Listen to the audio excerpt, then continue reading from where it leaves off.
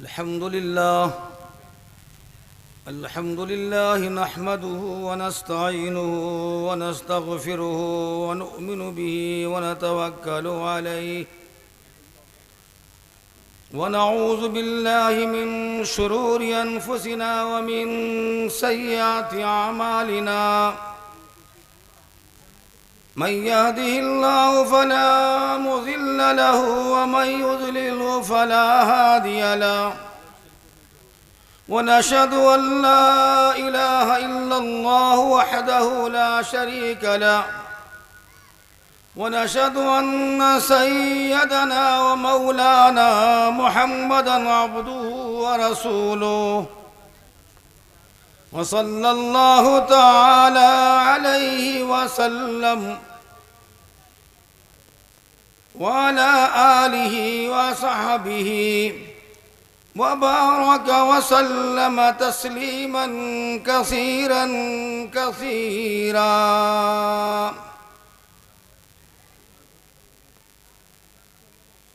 أما بعد فأعوذ بالله من الشيطان الرجيم. بسم الله الرحمن الرحيم. وما أمروا إلا ليعبدوا الله مخلصين له الدين.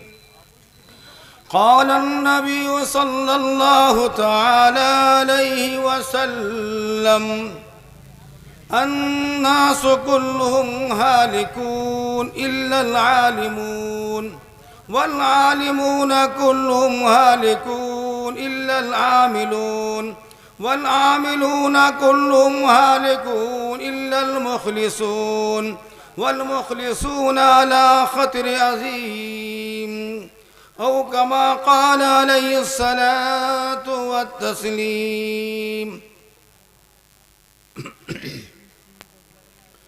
मुअज़्ज़ज़ सामीन किराम, हज़रात उलमा किराम, बुज़ुर्ग और दोस्तों, नौजवानान इस्लाम,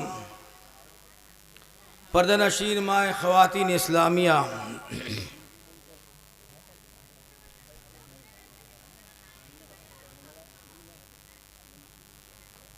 आज आपके जलसा अजीमुशान जलसा जो मुनक़िद हुआ है, मुझे एक बात याद आ रही है, मैं उसको बताता चलो। ये 2 साल कब हज़रत वालिद मोहतरम हयात में थे, इस मस्जिद में हमारे एक भांजे का निकाह हुआ था। 17 नवंबर को निकाह हुआ था, तो यहाँ से चटरा नौसा गया था, यहाँ निकाह हुआ था। तो वालिद साहब ने भांजे से कहा कि 2000 रुपया दो, यहाँ पर यहाँ तकरीर जलसा एक मुनक़िद किया जाएगा। मुझे याद है ग़ालिबन 2000 उन्होंने दिया था, 2000 और लड़की वालों ने भी दिया था। हमारे मंसूर साहब जो हमारे समझी लगेंगे, उन्होंने भी दिया था। उस दिन से तकरीर होगी, जलसा होगा और यहाँ तक कि हज़रत वालिद साहब भी दुनिया से जा चुके हैं और उनकी यादगार में जलसा भी मुनक़िद किया गया है। बारिश हुई तो कोई घबराने की बात नहीं, अल्लाह को जो मंजूर होता है वो होकर रहेगा, किसी के बस की बात नहीं है। इसे दिल शकने नहीं होनी चाहिए, जो अल्लाह को मंजूर रहेगा होगा। असेसर वाले बड़े खुशकिस्मत हैं। आपको मालूम होना चाहिए कि असेसर 14 महल्ला असेसर 14 महल्ला, चाहे वो पैकरापुर हो चाहे वो रिसालो हो, दोनों को असेसर बोला जाता है। वो रिसालो कुलगांव इसालो है, ये पैकरापुर है, कहीं अंसरपुर है और कहीं और कुछ है, लेकिन सबका डाकखाना जो है वो असेसर के नाम से पुकारा जाता है। ये असेसर वाले बहुत ही खुशकिस्मत हैं कि असेसर पहले 14 महल्ला असेसर जहां नाम आएगा तो यहाँ के जहन में यहाँ आज बात आएगी कि असेसर यही असेसर है।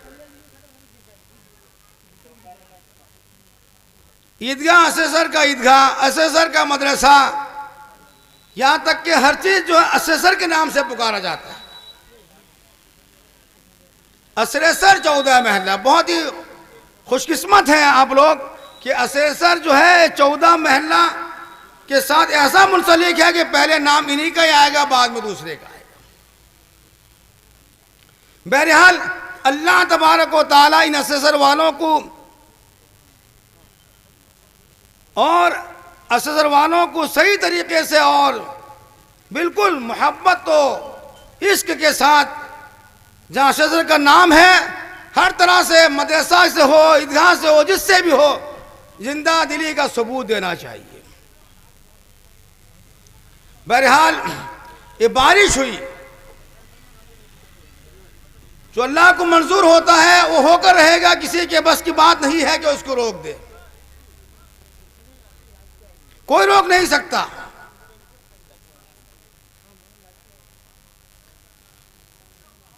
इसीलिए दिलशकनी भी नहीं होनी चाहिए कि बारिश हुई, कोई बात नहीं, अल्लाह की मसलियत है, हो सकता है बारिश न होने की वजह से कुछ और अल्लाह नुकसान पैदा कर देता, अल्लाह खूब जानता है। बारिश हमें बारिश हुई है। बहरहाल अल्लाह तबारक व तआला इस जलसे को हमारे लिए बायस निजात का जरिया बनाए,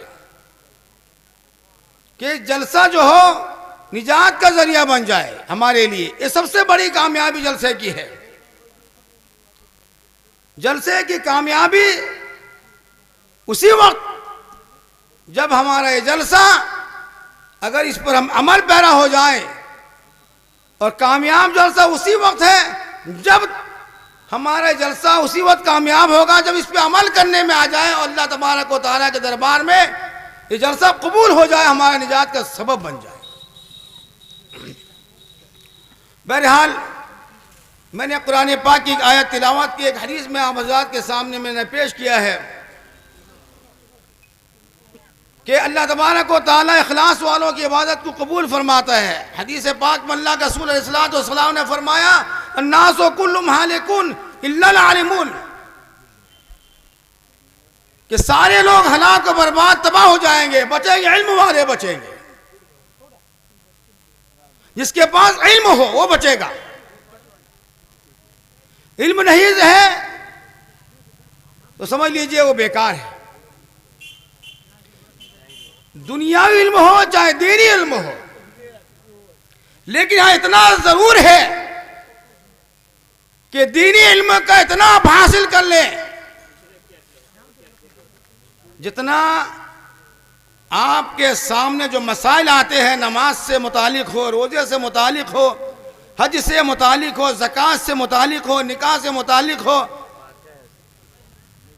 तलाक से मुतालिक हो, ये सब का जानना हर इंसान पर फर्ज ऐन की हैसियत रखता है। फर्ज ऐन की हैसियत, हम इस तरफ ध्यान नहीं देते हैं। बच्चों को आप पढ़ाएं, डॉक्टर बनाएं, इंजीनियर बनाएं, खूब बनाएं, बड़ा करें, अच्छे से अच्छा पढ़ाएं, लेकिन बच्चे का फाउंडेशन इतना मजबूत कर दें कि वो दीन वाला हो जाए। आज देखिए आप, इल्म दीन हमसे उठता जा रहा है। आप एक कॉन्वेंट में पढ़ने वाले बच्चे के पीछे हमारा कितना पैसा खर्च होता है, हम इसका अंदाजा करते हैं। कॉन्वेंट का फीस अदा करते हैं, 1000 हो 500 जो भी हो उसको अदा करते हैं।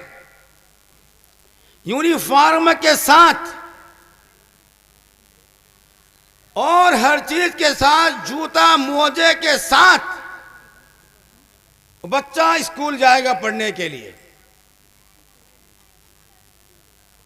और जहाँ मकतब की तालीम है, आप वहाँ देख लीजिए, मकतब में कोई तालीम हासिल करना आता है, कोई यूनिफॉर्म में नहीं है, कुरान पाक पढ़ने आता है। ये कुरान जो दुनिया में अगर किसी किताब पे फ़ौक़ियत तो फजीलत है तो सबसे बड़ा कुरान शरीफ है। लेकिन अफसोस है कि अगर बच्चे मकतब में कुरान शरीफ पढ़ने आते हैं तो उनका लिबास कैसा होता है, उनका चेहरा कैसा होता है, आप लोग खुद अंदाज़ा कर सकते हैं।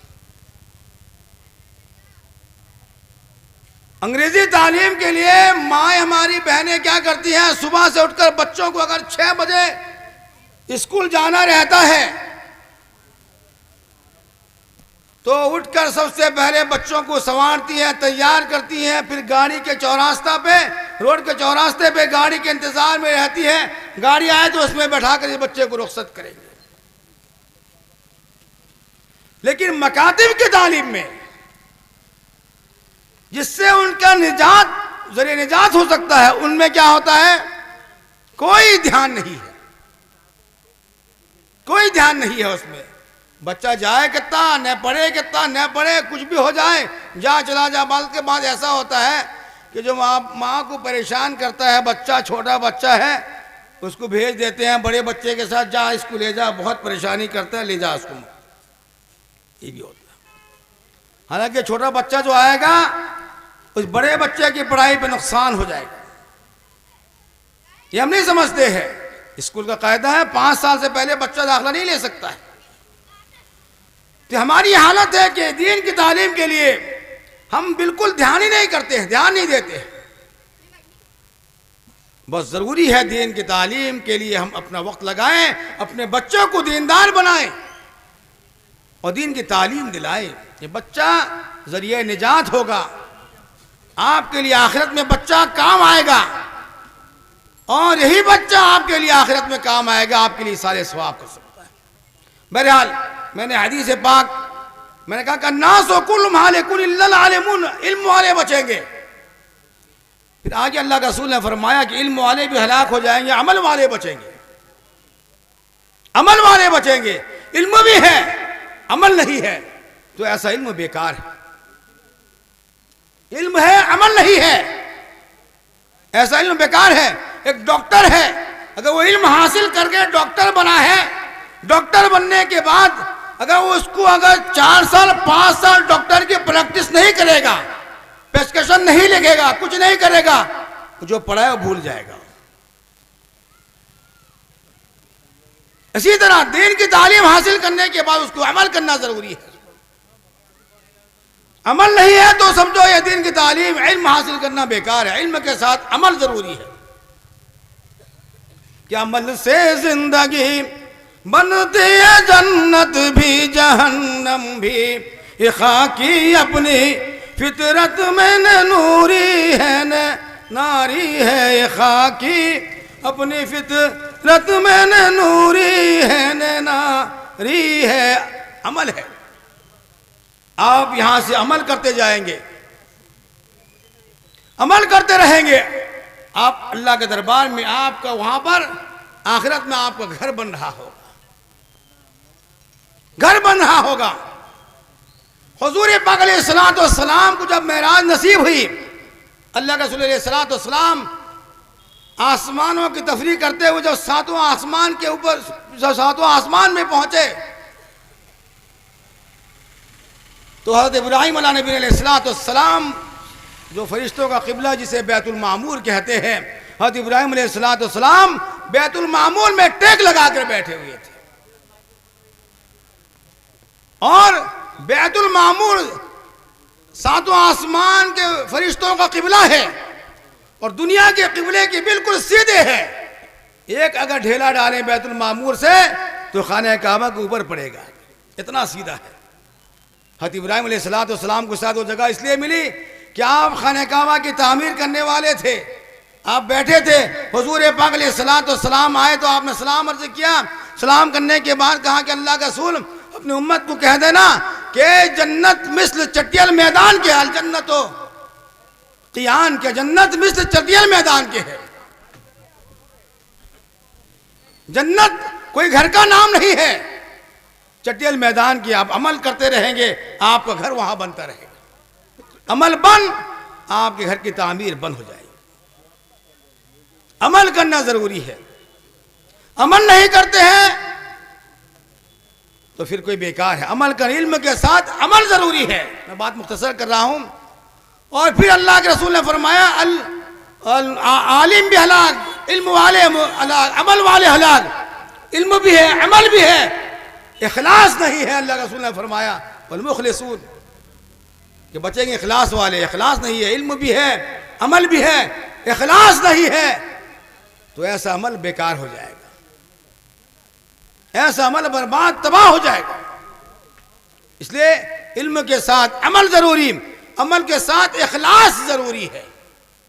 खुलूस के साथ, खुलूस के साथ अमल नहीं है तो ऐसा अमल बेकार हो जाता है। खुलूस के साथ अमल करना जरूरी है। इखलास नहीं है तो समझ लीजिए अमल हम पूरी जिंदगी अमल करते रहेंगे, अगर इसमें खुलूस नहीं है तो ऐसा अमल हमारा बेकार हो जाएगा। बुजुर्गान दीन के वाक़यात भरे पड़े हैं कि अमल दिखलावटी के लिए नहीं, अमल जो उन्होंने किया है इखलास अल्लाह का, अल्लाह इखलास के साथ, नियत में कोई खोट नहीं है। इखलास के साथ अमल करने से ही फायदा है।